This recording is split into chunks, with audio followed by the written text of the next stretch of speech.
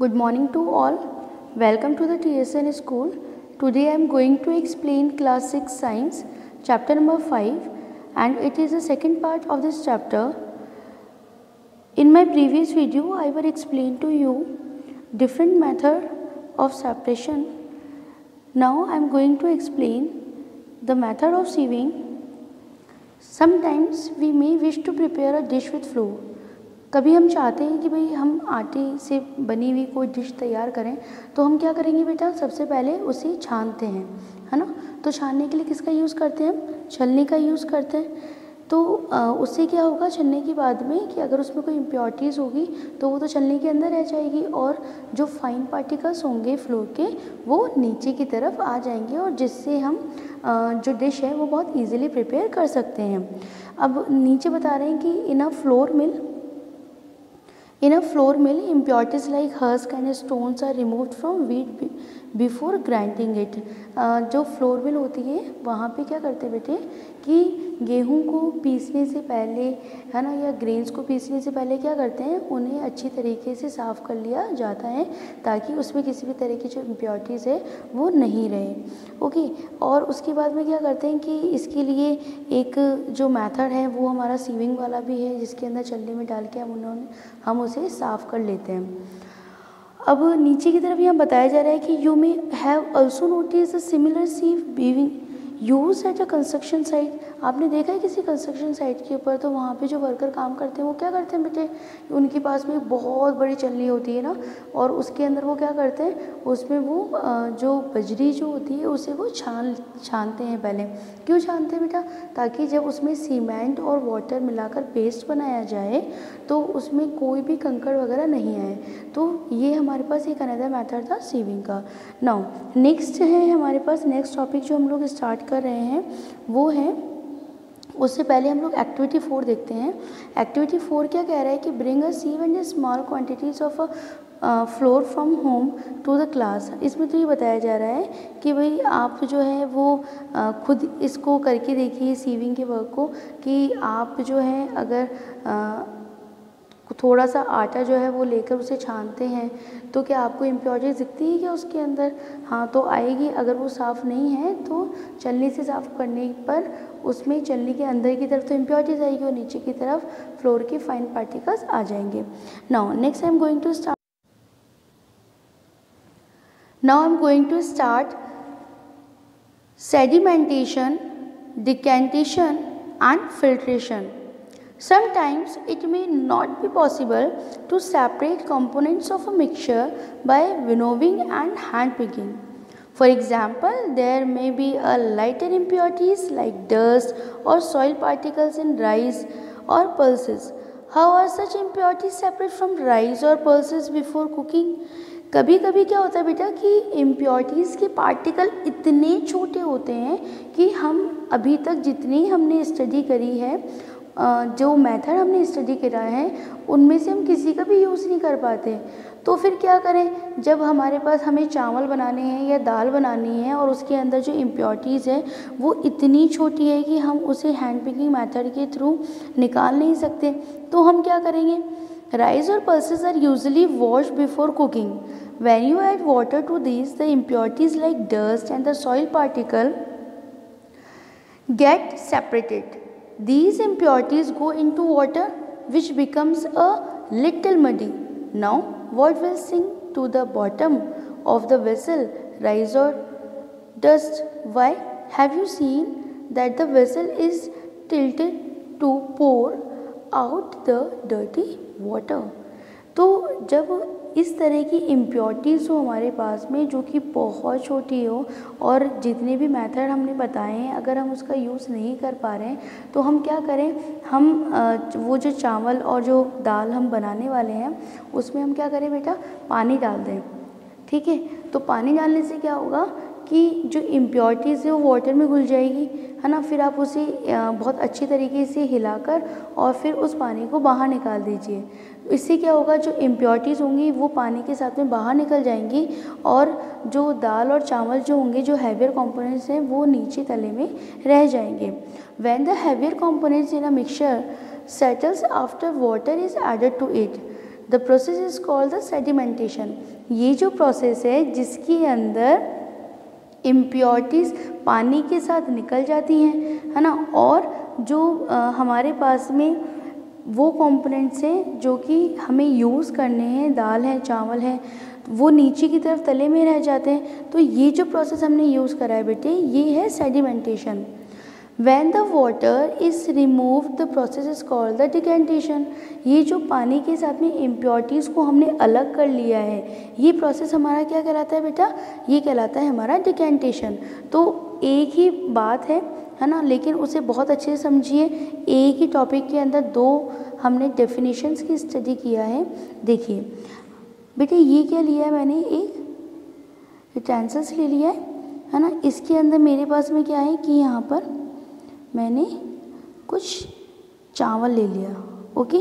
अब इसके अंदर क्या था बेटे कि जैसे हस्क हो गया, ठीक है, या कुछ छोटे पीसेस थे इस तरीके से, ओके। अब मैं इसमें से कैसे अलग करूं? तो इसके लिए क्या करना है मुझे, इसके अंदर मैं वाटर ऐड कर दूंगी, ठीक है। क्या कर दिया बेटा मैंने? वाटर ऐड कर दिया इसके अंदर। अब वाटर ऐड करने से क्या होगा कि इसको अच्छी तरीके से मैं एक बार मिला लूँगी हाथ से, और उस पानी को, ये जो जितनी भी ये है ना, ये जितनी इम्प्योरिटीज़ हैं ये ऊपर की तरफ आ जाएंगी पानी में, ठीक है। ये ऊपर की तरफ आ गई। अब क्या करेंगे, ये जो वाटर था इसको मैंने बाहर निकाल दिया, तो ये प्रोसेस तो क्या कहलाएगा मेरा? डिकेंटेशन। और यहाँ पर जो हैवियर कंपोनेंट है जो कि इसके तले के अंदर रह गया है, ये जो प्रोसेस है वो क्या कहला रहा है हमारा? सेडिमेंटेशन। आ गया? तो एक ही हमने एक्टिविटी की है और एक एक्टिविटी से हमें दोनों डेफिनेशंस यहीं पर हमें मिल गई है। तो when the heavier component in a mixture settled after water is added to it, this process is called the sedimentation, and when the water is removed, the process is called the decantation. Let us find a few other mixtures that can be separated through sedimentation and decantation। अब हम लोग देखते हैं कि आगे और कौन कौन से ऐसे मिक्सचर हैं जिन्हें हम इस प्रोसेस के थ्रू अलग कर सकते हैं। तो नाउ हमारे पास है the same principle is used for separating a mixture of two liquids that do not mix with each other. For example, oil and water from their mixture can be separated by this process. If a mixture of such liquid is allowed to stand for some time, they form two separate layers. The components that forms the top layer can then be separated by decantation। बेटे क्या होता है, देखिए कि मेरे पास में ये गिलास है, ठीक है। इसके अंदर मेरे पास कुछ वाटर है। अगर इसके अंदर मैंने 1 ड्रॉप ऑयल अगर मैंने इसमें डाल दिया तो वो ऑयल क्या होगा बेटा? वो यहाँ हो जाएगा, ऊपर ऊपर, ठीक है, इधर ही रहेगा, क्योंकि दोनों कभी नहीं मिलते। कभी भी वाटर में ऑयल जो होता है वो कभी नहीं मिलता है, ठीक है ना। अब अगर मुझे इसको अलग करना है तो क्या करूँ मैं? इसी प्रोसेस का यूज़ करूँ, डिकेंटेशन वाले का। मैं दूसरा एक और गिलास लेकर आऊँ और क्या करूँ, इसको हल्का सा तिरछा करूँगी और ये वाला जो पार्ट है वो मैं इधर ले लूँगी। तो नीचे तो क्या हो जाएगा मेरे पास? वाटर हो जाएगा, और इस वाले गिलास के अंदर मेरे पास क्या आ जाएगा बेटा? इसमें मेरे पास ऑयल आ जाएगा इस फॉर्म में, समझे। तो हम लोग इस ऐसे मिक्सचर जो कि लिक्विड फॉर्म में हों और एक दूसरे से नहीं मिल रहे हों, तो उन्हें हम इस तरीके से अलग कर सकते हैं। Let us consider a mixture of a solid and liquid after preparing tea. What do you do to remove the tea leaves? Try decantation. अच्छा, अब ये कह रहे हैं कि भाई अब जो हमने पहले क्या किया था, चाय बनाई और चाय में से टी लीव्स को अलग करने के लिए हमने क्या करा? छलनी का यूज़ करा। तो क्या ऐसा हो सकता है क्या कि मतलब हम डिकेंटेशन वाला प्रोसेस यूज़ करें और मतलब हल्का सा उसको तिरछा करें तो चाय अलग हो जाएगी, चाय पत्ती अलग हो जाएगी, है ना। वो आप ये समझ सकते हैं कि थोड़ा बहुत तो ठीक है, लेकिन पूरी तरीके से नहीं होगा। ऐसा हो सकता है कि जब आप ऊपर वाले पार्ट को अलग कर रहे थे तो कुछ जो है टी लीव्स उसके अंदर आ जाए और टी लीव्स के अंदर भी कुछ चाय जो है वो रह जाए, है ना। ऐसा हो सकता है, नीचे तले के अंदर चाय रह जाए, हम लोग पूरी ना निकाल पाए।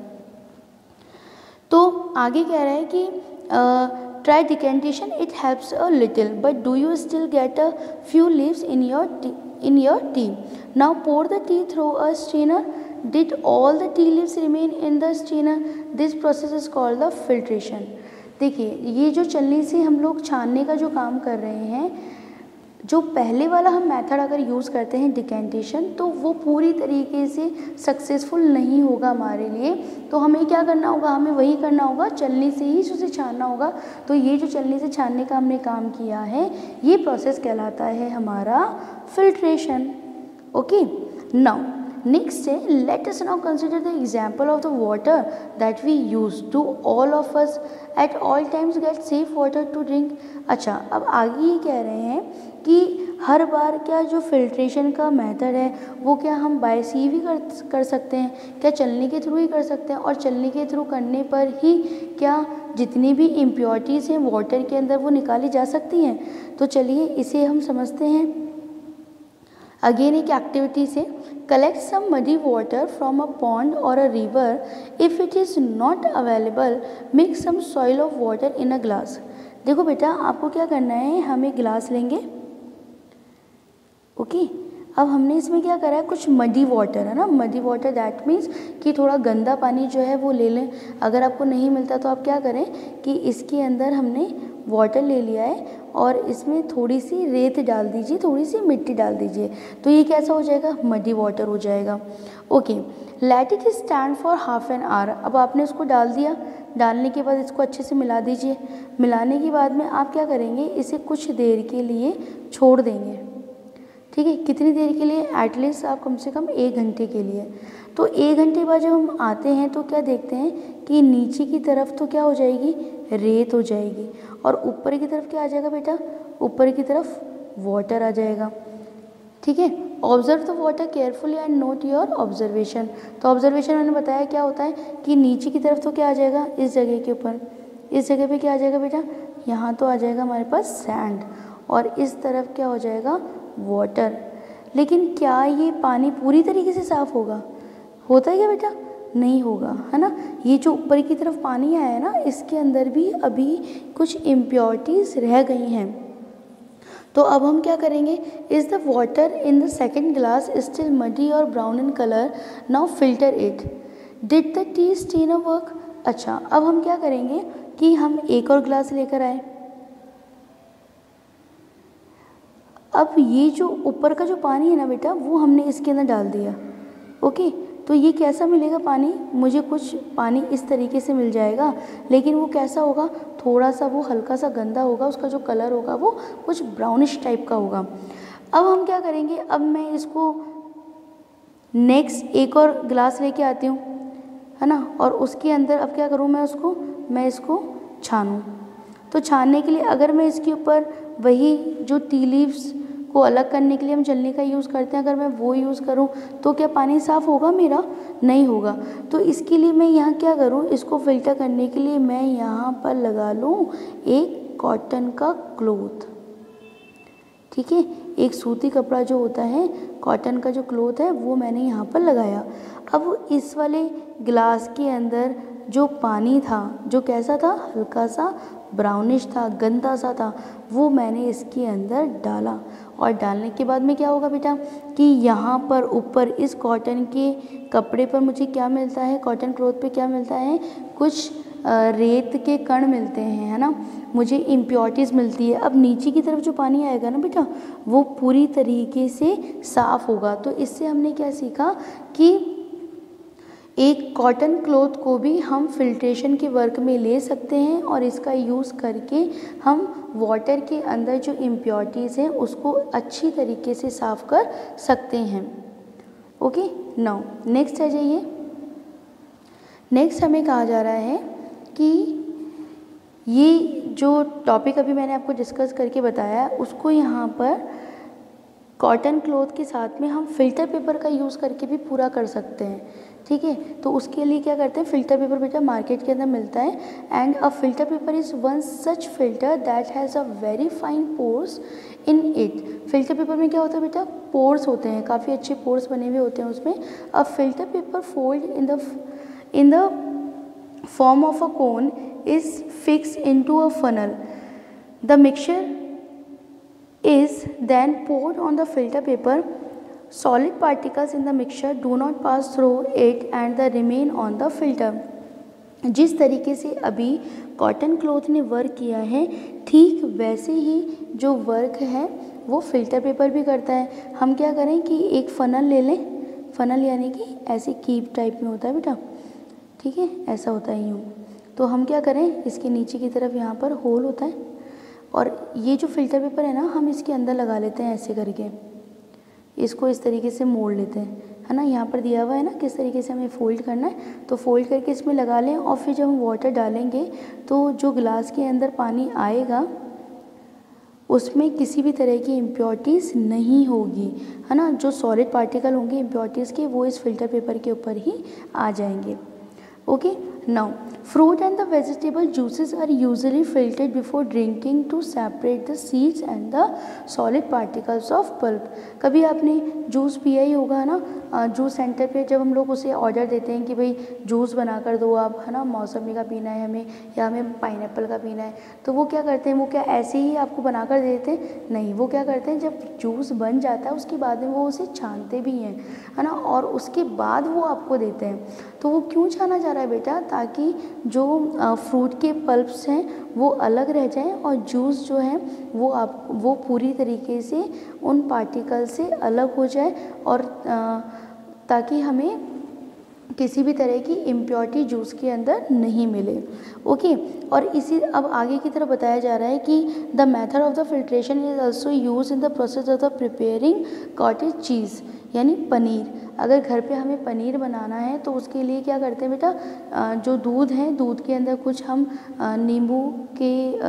नींबू का जो रस है या लेमन जूस जो होता है उसकी हम कुछ बूंदे उसमें डाल दें और फिर हम उसको क्या करते हैं, गर्म कर लेते हैं। तो उससे क्या होगा, दूध फट जाता है और दूध को फटने के बाद में जब वो ठंडा हो जाता है हम क्या करते हैं, उसको कॉटन का क्लोथ जो होता है उसके थ्रू से छानते हैं, है ना, और फिर उसे पूरी तरीके से बांध देते हैं उसके अंदर। और इससे क्या होगा कि जो वाटर है वो पूरा नीचे की तरफ निकल जाएगा, है ना। जो दूध जो फट चुका है तो उसका जो फैट होता है वो तो अलग रह जाता है और वो जो पानी होगा वो पूरा अलग निकल जाएगा और उससे क्या होगा, जो पनीर का टेक्सचर होता है वो काफ़ी अच्छा बनता है। तो this gives a mixture of the particles of solid paneer and a liquid. The paneer is then separated by filtering the mixture through a fine cloth or a strainer. तो समझ में आया कि किस तरीके से हम फिल्ट्रेशन का वर्क कंप्लीट करते हैं। ओके, थैंक यू बेटा।